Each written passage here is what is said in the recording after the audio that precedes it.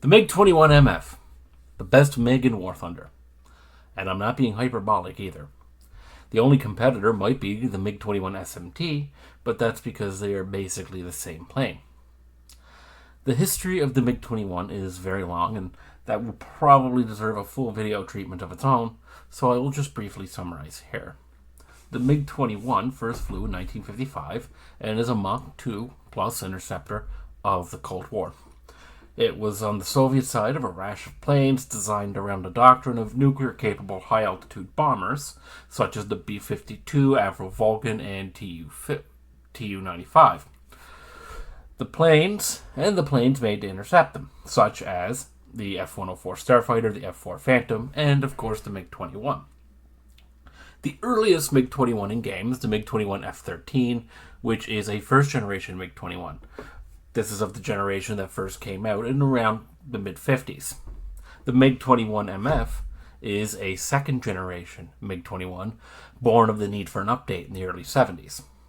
This means it comes with a fairly straightforward set of upgrades to the engine and radar. The MiG-21 has a reputation in real life of being a pilot's plane and eschewing more fancy features in favor of raw performance. In short, the MiG-21 is a no training wheels kind of plane. A Dark Skies video with more of the history of the MiG-29 will be linked below. Now, onto the pre-flight briefing. As you can see linked on the screen here, I have all of the stats from the wiki. You're looking at a climb rate of about 165 meters a second, a spaded, as well as a max speed, theoretical max speed of a 2240. Your max speed on the deck is going to be more around 1500. Your max altitude is 1600 meters, so you're never going to actually get that up that high. Two things I want to in particular call attention to is that you have a very high speed limit on your landing gear and a very high speed limit on your landing flaps. This is a plane that was made to land quick, and you will see that in War Thunder. One more thing on the screen that I want to call attention to is the optimal velocities for the aileron, rudder, and elevators. You'll notice that they're quite high. One of the things about this plane is that once it gets slow, it does not like to turn. When it is fast, it pulls great AOA. When it is slow, it kind of becomes a brick. Down here, you can see the engine performance. The thing has a great thrust-to-weight ratio, but it does get to be a little fuel hungry if you run it with the afterburner all of the time. This plane is the quintessential MiG-21. It has good acceleration, good climb rate, and pulls hard. But, like all Delta Wings, it bleeds speed in turns, so sustained turns are not recommended, even though you will see me do a couple of them in the following footage.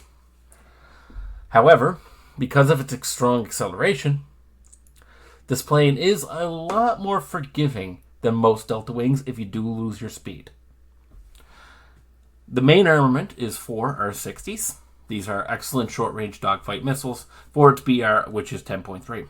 They pull 40 Gs, and they start pulling right off the rail. Compared to the AIM-9L, there is less guidance delay, but also shorter range, and they're a bit less flare-resistant. Not that the AIM-9Ls are really that flare-resistant anymore. Not like they used to be. One very important thing to note is that these are R-60s, not R-60 MKs. They are rear aspect only. So in my experience so far, which is not the end-all be-all, the best way to fly this plane is to climb at the start of the match. Then you can circle overhead and you can look for targets to dive on. The reason I like to do this is because this plane handles very well at high speed, and the altitude and the speed advantage gives you an increased probability of kill when you launch your missiles, and it gets you a bit of extra range too, so you can maybe take a bit more of a stretch on the range for those R-60s, because they really don't have a great range. So, now let's get into some matches. This here is our first match, and it's in City, which is one of my favorite maps. Now you can see here, I've already climbed, and I'm diving in, and I'm trying to go for that F-105 Thunder Chief, because I know the Thunder Chief doesn't have flares, he only has chaff, and they tend to be... Thunder Chief tends to be good targets, just like in Vietnam. But I'm having a little bit of problem with the missile getting locked onto the F-4E, who's flaring. I don't have a good angle of attack on the F-105 there. But you can see, like, this plane is pulling some pretty great AOA. Now you can see, I'm about to come over, and I'm about to kind of try to nose over on the F-105, and I probably would have had him there, but an ally got the kill. So now I'm kind of looking around for who's a viable target. That F5 there, I'm kind of trying to just close back into the mess, because you can really do that in this plane. You can really kind of moonwalk with a fur ball.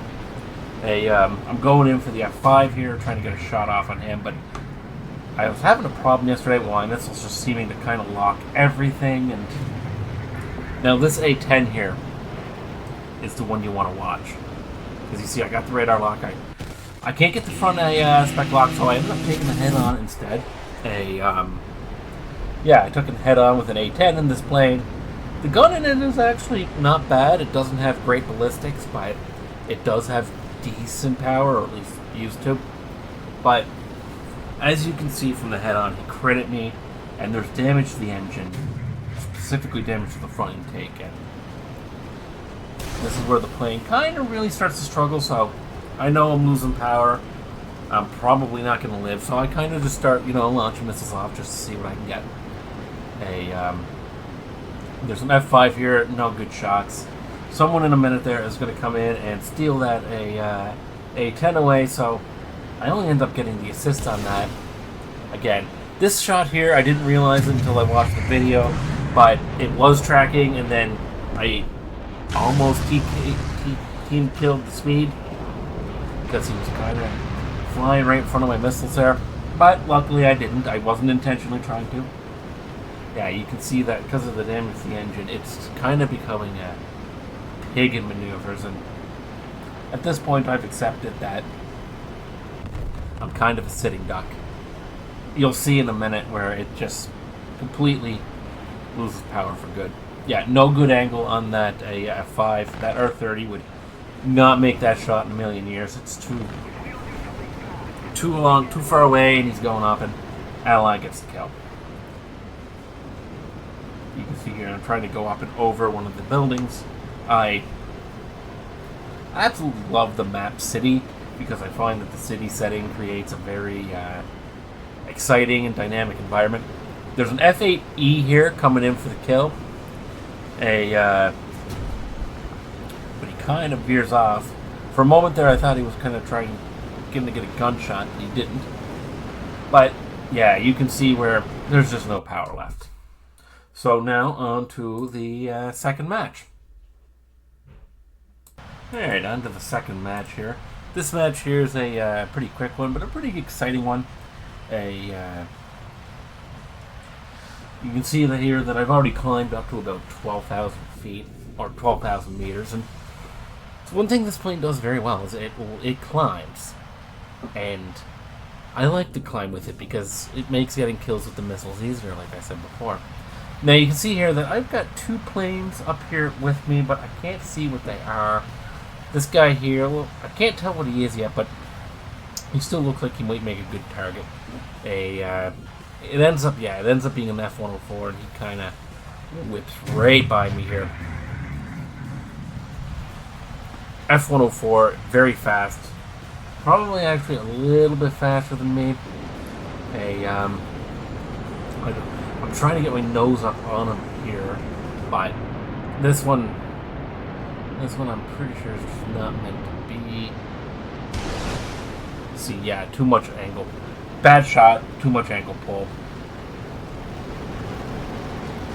Not a good angle of attack for kill.